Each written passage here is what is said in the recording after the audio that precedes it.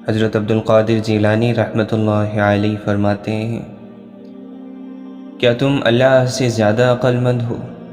اللہ کے خلاف مت جاؤ۔ کیا تمہیں شرم نہیں آتی اسے بتاتے ہوئے کہ اسے تبدیلیاں کرنی چاہیے؟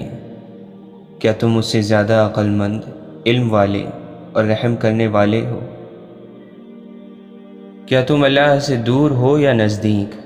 اگر تم اس سے دور ہو تو یہ کیسے ممکن ہے کہ تم آرام سے بیٹھے ہو؟ فوراً اٹھو اور ان 3 کاموں کے ذریعے اللہ تک پہنچو تاکہ تم دنیا اور آخرت میں عظیم خیر، حفاظت اور دولت پالو۔ خواہشوں سے پرہیزگاری کرو، ہر مشکل پر صبر اور مخلوق سے علیحدہ ہو جاؤ۔ یہ 3 چیزیں کرتے جاؤ جب تک کہ تم اللہ کے قریب نہ پہنچ جاؤ، پھر تمہاری آرزو پوری ہو جائے گی۔ حضرت ابو علی رحمۃ اللہ علیہ فرماتے ہیں، یہ دنیا ایک پاگل خانہ ہے اور اس میں رہنے والے دیوانے ہیں جنہوں نے بیڑیاں اور زنجیریں پہنی ہوئی ہیں۔ ہوس ہماری بیڑی ہے اور گناہ ہماری زنجیر۔ گناہ شہروں اور لوگوں کو برباد کرتے ہیں۔ ذرا تباہ شدہ جگہوں کو دیکھو، وہاں کے رہنے والوں کے گناہوں نے انہیں برباد کر دیا۔ تم ہر طرح اس کو جاننے کی کوشش کرو جس کی تم عبادت کرتے ہو، اس سے پہلے کہ تمہیں موت آ جائے۔ تم کب تک مالک سے طاقت اور ملکیت کی وجہ سے توجہ پھیرے رہو گے؟ بہت جلد تم دوسری دنیا میں پہنچ جاؤ گے اور ایسا لگے گا جیسے یہ دنیا کبھی تھی ہی نہیں اور آخرت کبھی رکی ہی نہیں۔ حضرت عبد القادر جیلانی رحمۃ اللہ علیہ اپنی دعا میں فرماتے، اے وہ ذات جس نے موسیٰ علیہ السلام کے لیے سمندر کا سینہ چاک کر دیا اور عیسیٰ علیہ السلام کے لیے مردوں میں جان ڈال دی، اور ابراہیم علیہ السلام کے لیے آگ کو ٹھنڈا اور سلامتی والا بنا دیا، ہمارے آقا محمد صلی اللہ علیہ وسلم پر رحمت نازل فرما اور مجھے میرے مسائل سے نکلنے کا کوئی راستہ عطا فرما۔ حضرت امام حسین علیہ السلام فرماتے ہیں، لوگ دنیا کے بندے ہیں اور دین کو زبانوں کا چٹخارا جانتے ہیں، اور جب تک زبان پر اس کا مزہ رہتا ہے اسے سنبھال لیتے ہیں، اور جب امتحان میں مبتلا ہوتے ہیں تو دینداروں کی تعداد گھٹ جاتی ہے۔ دنیا کی آرزو رکھنے والے پر تعجب ہے جسے موت ڈھونڈ رہی ہے۔ حضرت علی رضی اللہ عنہ فرماتے ہیں، عیسیٰ بن مریم علیہ السلام نے اپنے حواریوں سے کہا، اے بنی اسرائیل، جو کچھ مال دنیا تمہارے ہاتھ سے چلا جائے اس پر افسوس نہ کرو، جس طرح اہل دنیا دنیا کو حاصل کر کے دین کے ہاتھ سے چلے جانے پر افسوس نہیں کرتے۔ لوگوں کے دل وحشی جانور کی طرح ہیں، جو انہیں اپنے سے مانوس کر لیتا ہے وہ اسی کی طرف جھک جاتے ہیں۔ لالچی کسی چیز کو کافی نہیں سمجھتا۔ جب تم اپنے نفس پر قابو پا لیتے ہو تو تمہارے اس عمل کی وجہ سے لوگ تم سے محبت کرنے لگتے ہیں۔ آپ فرماتے ہیں، یہ تمہاری کیا حالت ہے کہ تھوڑی سی دنیا پا کر خوش ہونے لگتے ہو اور آخرت کا ایک بڑا حصہ کھو کر بھی تمہیں غم نہیں ہوتا۔ جو عقل مند ہوتا ہے وہ پاک دامن ہوتا ہے، جو عقل مند ہوتا ہے وہ غیبت سے محفوظ رہتا ہے، جو عقل مند ہوتا ہے وہ خاموش رہتا ہے، جو عقل مند ہوتا ہے وہ جتنا ملے اس پر قناعت کرتا ہے۔ جو شخص خود اپنے راز یا برائی کو روکنے میں ناتواں ہے تو وہ دوسرے کا راز روکنے میں زیادہ ناکام رہے گا۔ بے شک وہ عقل مند جو غافل ہے وہ صحیح راستے میں غلطی کر دیتا ہے، لیکن ایک کوشش اور جدوجہد کرنے والا صحیح راستے تک پہنچ جاتا ہے۔ بے شک تباہیوں میں سے ایک تباہی آخرت کے سامان کو ضائع کرنا ہے۔ آپ فرماتے ہیں، مجھے تعجب ہے اس شخص پر جو لذتوں کے برے انجام کو جان چکا ہے لیکن پھر بھی پاک دامنی اختیار نہیں کرتا۔ 3 چیزیں نیکی کا دروازہ ہیں: دل کی سخاوت، کلام کی پاکیزگی اور غموں پر صبر۔ جو کوئی نیک کام کر کے مر جائے تو اس کی بھلائی کی امید رکھو، اور جو شخص کسی برے کام کو کر کر مر جائے تو اس کے بارے میں خوف کھاؤ مگر نا امید مت ہو۔ خوش قسمت ہے وہ شخص جس نے خالص عمل کو آگے بھیج دیا اور نیک عمل کیا اور ذخیرہ شدہ چیز کو آخرت کے لیے کمایا اور اللہ کی نافرمانی سے پرہیز کیا۔ بہت سے انسان ایسے ہیں جنہیں زبان نے موت کے گھاٹ اتارا ہے۔ اللہ تعالیٰ نے جب تمہیں 2 آنکھیں دی ہیں پھر تم لوگوں کو اپنے دونوں کانوں سے کیوں دیکھتے ہو؟ جو اپنی آنکھوں سے دیکھتے ہو اسی کے مطابق لوگوں سے برتاؤ کرو، نہ کہ کسی سنی سنائی باتوں پر یقین کر کے۔ جس کسی کو بھی نصیحت بری لگے اس پر اس کا نفس بری طرح غالب ہے۔ مسلمانوں، قرآن کو مضبوط پکڑو اور اس کو اپنا پیشوا اور ہادی بناؤ، کیونکہ یہ پروردگار عالم کا کلام ہے۔ جو آیتیں اس میں متشابہ ہیں ان پر ایمان لاؤ، اور جو مثالیں اس میں بیان کی گئی ہیں ان سے نصیحت پکڑو۔ امام ابن تیمیہ رحمۃ اللہ علیہ فرماتے ہیں، بلند مقام آزمائشوں سے ہی حاصل ہوتا ہے۔ ہمیں اللہ نے عقل اس لیے دی ہے کیونکہ دنیا کے اچھے اور برے میں تمیز کرے، کھوٹے اور کھرے کو پرکھ کر دیکھے، کسی کو رہنما بنانے سے پہلے اچھی طرح دیکھ لیں کہ وہ کدھر جانے والا ہے۔ حضرت امام غزالی رحمۃ اللہ علیہ فرماتے ہیں، اللہ تعالیٰ کے سوا کسی اور چیز کی محبت میں ڈوبے رہنا انسان کے دل کی ہلاکت کا سبب ہے۔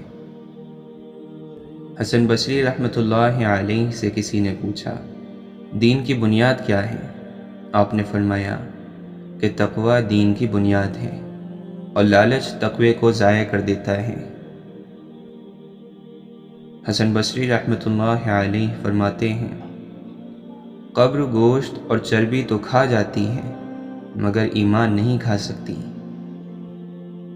مولانا رومی فرماتے ہیں، انسان کو کسی بیماری سے مایوس نہیں ہونا چاہیے اور نہ ہی کسی مادی نقصان پر زیادہ غم کرنا چاہیے۔ ہر بیماری اور نقصان میں کوئی بھید ہوتا ہے۔ جسم کی بیماری یا مال کا نقصان کسی بڑی مصیبت کا صدقہ بن جاتا ہے اور اس کو ٹال دیتا ہے۔ ماضی بیت گیا اور پیچھے داستان چھوڑ گیا، ہمیں حال میں رہنا ہے اور نئی داستان رقم کرنی ہے۔ جب ہم خود اپنے آپ سے شدید جنگ لڑ رہے ہوں تو دوسروں سے لڑنے کی کیا ضرورت ہے؟ عشق ایسا راز ہے جو اس سے آشنا ہوتا ہے وہ خود سے بے آشنا ہو جاتا ہے۔ آپ فرماتے ہیں، محبت نہ پڑھی جاتی ہے نہ پڑھائی جاتی ہے، محبت بس ایک نعمت کی طرح حاصل ہوتی ہے۔ عشق کا سبز باغ جو دائمی ہے اس میں غم اور خوشی کے علاوہ بہت سے میوے ہیں۔ اگر انسان اپنا بت توڑ دے تو پھر ہی بت شکنی کر سکتا ہے، خود کو ختم کر کے ہی حیدری قوت حاصل ہو سکتی ہے۔ حضرت امام باقر رحمۃ اللہ علیہ یہ دعا فرماتے تھے، اے اللہ، جب ہم موت، قبر اور حساب کو یاد کرتے ہیں تو دنیا کی کسی چیز سے کیسے آرام پائیں، اور جب ہم ملک الموت کو یاد کرتے ہیں تو اپنے دل کو دنیا کی نعمتوں میں کیسے لگائیں، اور جب ہم اپنے نامہ اعمال کو دیکھتے ہیں تو کیسے دنیا میں قرار پکڑیں۔ بس میں تجھی سے سوال کرتا ہوں کہ موت کے وقت وہ سکون عطا فرما کہ جس میں عذاب نہ ہو، اور حساب کے وقت وہ راحت عطا فرما جس میں کوئی تکلیف نہ ہو۔ حضرت علی رضی اللہ عنہ فرماتے ہیں، فقیر کی سخاوت اسے بلند مرتبہ بنا دیتی ہے، جبکہ مالدار کی کنجوسی اسے ذلیل کر دیتی ہیں۔ ہمارے پیشے، ہمارے مرتبے، ہمارے مال، ہمارے اثاثے، ہماری فطرت نہیں بدل سکتے۔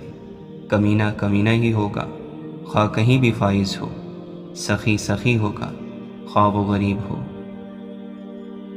واصف علی واصف فرماتے ہیں، پیٹ میں آگ ہو تو دل میں سکون کہاں، رزق نیک نہ ہو تو دل کے سکون کا سوال ہی نہیں پیدا ہوتا۔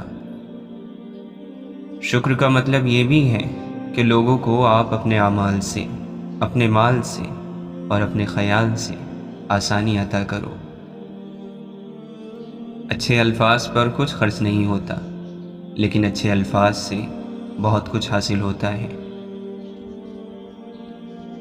جس انسان کی اپنے ماحول سے، اپنے آپ سے صلح ہو، وہ پرسکون رہے گا۔ برائی کو نیکی سے دور کرنے والا، اپنے دل سے گندگی کو دور کرنے والا، اپنی زندگی کو کسی کا احسان سمجھنے والا پرسکون رہے گا۔ کچھ لوگ خدا سے محبت کرتے ہیں، صرف خدا سے اور بس، خدا کے بندوں سے نہیں۔ خدا کے بندوں سے محبت نہ کرنے والوں کو خدا کیسے پسند کر سکتا ہے؟ اللہ کے حبیب صلی اللہ علیہ وسلم تو وہ ہیں جو مخلوق کو چاہنے والے اور خالق کے محبوب ہیں۔ اللہ کی محبت کا راز انسان کی محبت میں ہے۔ اللہ معبود ہے، انسان محبوب۔ اللہ کی راہ انسانوں کی راہ ہے، ان لوگوں کی راہ جن کو انعام مل چکا ہے۔ جو بات آپ کے دل میں اتر گئی وہی آپ کا انجام ہے۔ اگر آپ کو موت آ جائے تو جس خیال میں آپ مریں گے وہی آپ کا انجام ہے۔ اشفاق احمد فرماتے ہیں، مکھی انسان کی سب سے بڑی محسن ہے اور تم اسے مار رہے ہو۔ میں نے کہا، جی یہ مکھی کیسے محسن ہے؟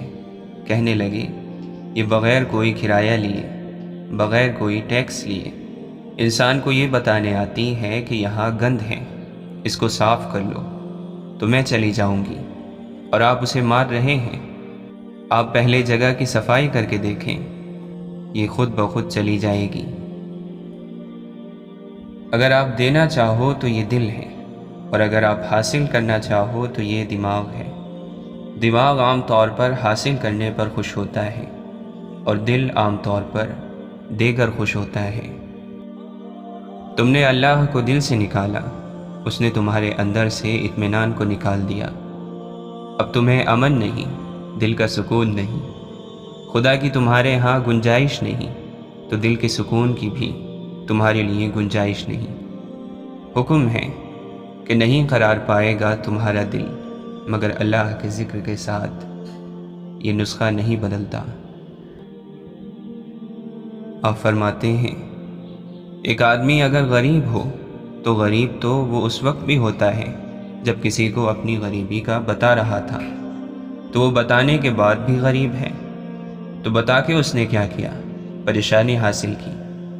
اگر غریبی کو بتانے سے بچ جاؤ، برداشت میں رکھو، تو پھر پریشانی نہیں ہوگی۔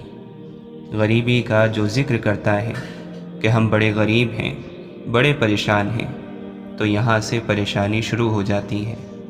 غریب ہیں تو کیا ہوا؟ جس طرح وہ امیر ہے، تم غریب ہو۔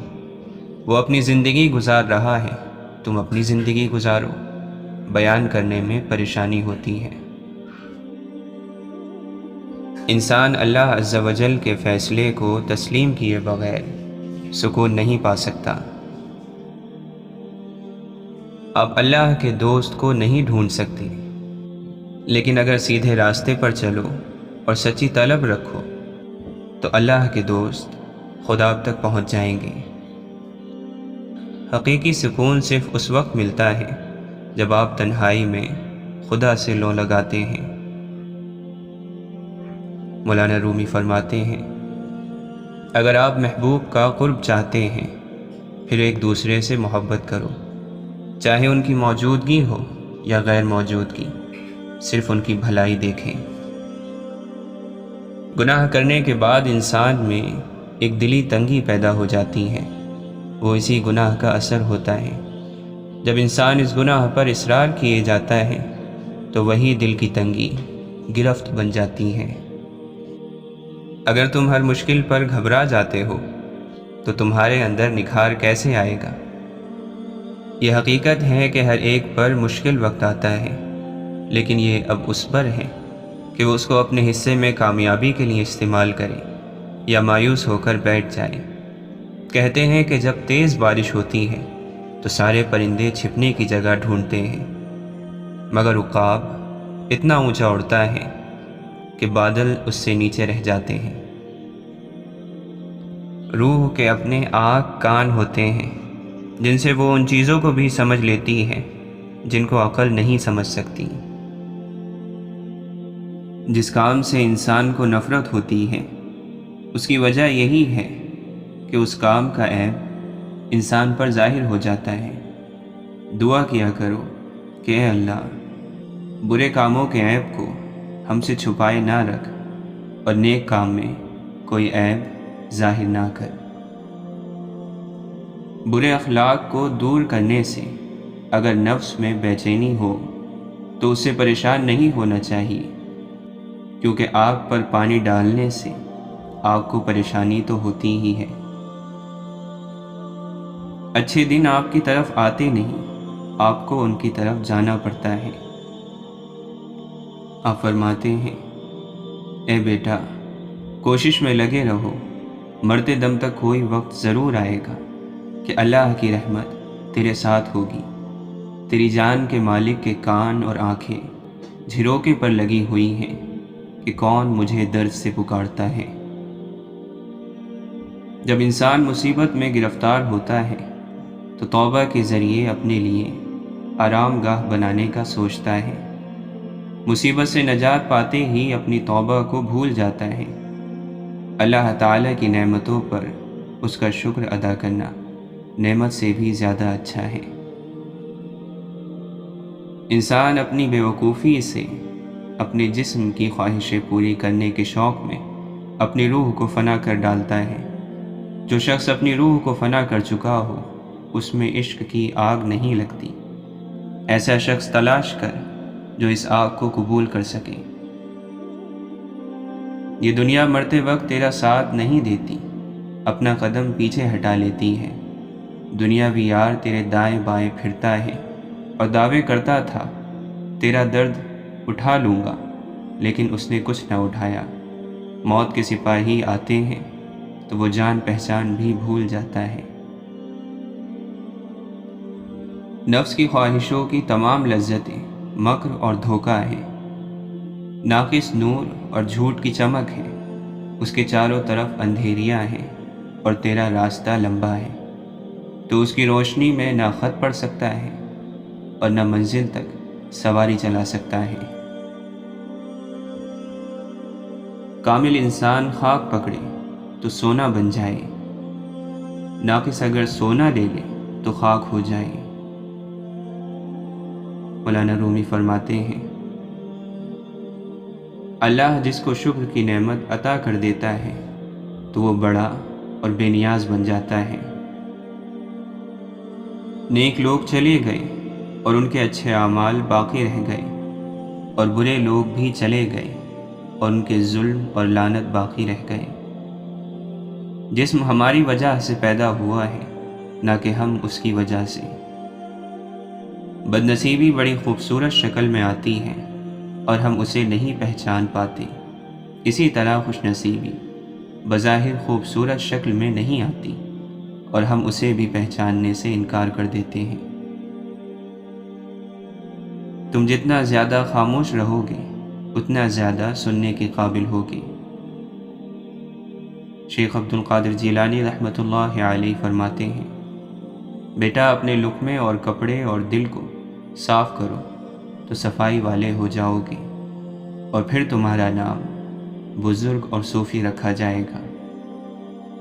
مولانا رومی فرماتے ہیں، جب آپ کو پروں کے ساتھ پیدا کیا گیا ہے تو پھر ساری زندگی رینگتے کیوں ہو؟ ہم سب مشکل کام کرنے سے گھبراتے ہیں، حالانکہ آسانیاں مشکل کام کرنے ہی سے پیدا ہوتی ہیں۔ دنیا کو دھوکے کا گھر اس لیے کہا جاتا ہے کہ یہاں پر حقیقتیں الٹی نظر آتی ہیں۔ محبت میں تھوڑی سی توجہ زیادہ ہو جائے تو عشق بن جاتا ہے۔ اللہ ظالم نہیں ہے، انسان خود اپنے آپ پر ظلم کرتا ہے، خود اپنے لیے گڑھے کھودتا ہے، اور جب اس میں گرتا ہے تو شکوہ اللہ سے کرتا ہے۔ اپنے اعمال، اپنی نافرمانیاں یاد نہیں رہتی، اپنی مرضی سے غلط راہ چن کر پھر جب نتائج رلاتے ہیں تب عقل آتی ہے۔ لیکن وہ کریم رب پھر بھی کہتا ہے کہ جو ہوا سو ہوا، میری طرف پلٹ آؤ، خوش نصیب ہیں وہ لوگ جو ہدایت پا لیتے ہیں۔ اللہ کے طالب پر آنے والی مصیبتیں اور بلائیں بھی رحمتوں میں تبدیل ہو جاتی ہیں، کیونکہ وہ اللہ کی محبت میں ان پر صبر کرتا ہے۔ نفس کو آسان ترین الفاظ میں سمجھنا ہو تو اس کو انسان کی ذات کہیں گے۔ اگر ایک طرف اللہ انسان کے اندر ہے تو دوسری طرف انسان کی اپنی ذات بھی موجود ہے۔ جب اپنی ذات ختم ہو جائے گی تو اللہ کی ذات ظاہر ہو جائے گی اور نفس مطمئنہ ہو جائے گا۔ کچھ لوگ ساری رات اپنے لیے جنت کی دعا مانگتے ہیں اور سورج نکلتے ہی دوسروں کی دنیا جہنم بنا دیتے ہیں۔ تمام نور اسی اللہ کے نور سے ہے اور اسی سے ظاہر ہوئے۔ جو کچھ نظر آتا ہے وہ اللہ کا نور ہی ہے۔ شیطان علم اور عبادت کی صفت میں ماہر تھا، اور یہی منافقوں کی بھی صفت ہوتی ہے۔ شیطان نے اپنی عبادت کو ہی اپنا معبود بنا لیا تھا۔ منافق بھی اپنے علم، عبادت یا اپنی ہی ذات کو اپنا معبود بنائے رکھتا ہے۔ جب کوئی بندہ دنیا کا مال حاصل کرتا ہے اور اس کی محبت دل میں رکھتا ہے تو شیطان کہتا ہے کہ یہ میرا غلام بن گیا ہے، کیونکہ دنیا تو میرا سامان ہے۔ ظاہری اعمال سے دل ہرگز پاک نہیں ہوتا اور نہ ہی دل سے منافقت جاتی ہے، جب تک کہ دل کو اللہ کے ذکر کی آگ سے نہ جلایا جائے، اور نہ ہی اس کے بغیر دل کا زنگ اترتا ہے۔ اللہ کے ذکر کے بغیر دل ہرگز زندہ نہیں ہوتا اور نفس ہرگز نہیں مرتا، اور اس ذکر کا تعلق دل سے ہوتا ہے۔ علم ایک نور ہے، اور علم عقل کے اوپر پڑا ہوا ایک پردہ بھی ہے۔ وہ علم جو حقیقت یعنی اللہ تک پہنچا دے وہ نور ہے، اور جو حقیقت یعنی اللہ سے دور کرے اور امت میں فتنہ اور فساد کا موجب بنے وہ علم عقل پر پڑا ہوا حجاب ہے۔ اللہ کی طلب رکھنے والا جب اللہ کی رضا میں فنا ہوتے ہوتے مکمل فنا ہو جاتا ہے تو اللہ اسے وہی عطا کر دیتا ہے جو ابتدا میں اس کی طلب ہوتی ہے۔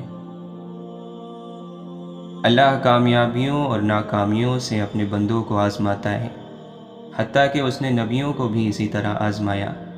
اللہ کے ہاں وہی کامیاب ہے جس کا اندر اور جس کا صبر ہمیشہ یکساں رہے۔ حضرت ابوبکر صدیق رضی اللہ عنہ فرماتے ہیں، ایسا کبھی نہیں ہوا کہ کسی قوم میں فحاشی یا بے حیائی کا غلبہ ہوا ہو اور اللہ تعالیٰ اس کو مصیبت میں مبتلا نہ کر دے۔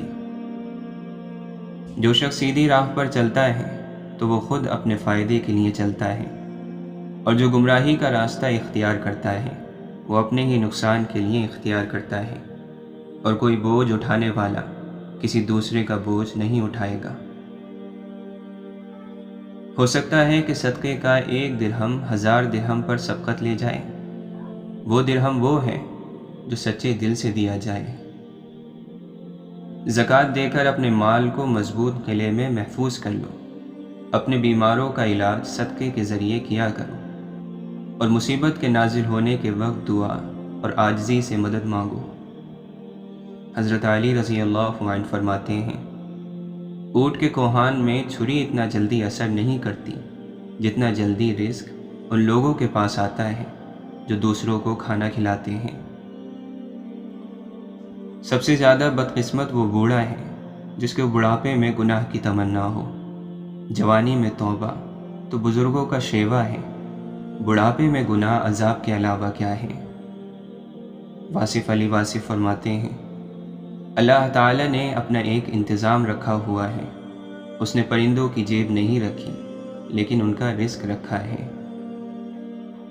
درویش وہ ہے جس کو اللہ کے فیصلوں کا احترام ہو، اور دنیا دار وہ ہے جو اپنی خواہشوں اور ضرورتوں کے علاوہ کسی چیز کا احترام نہیں کرتا۔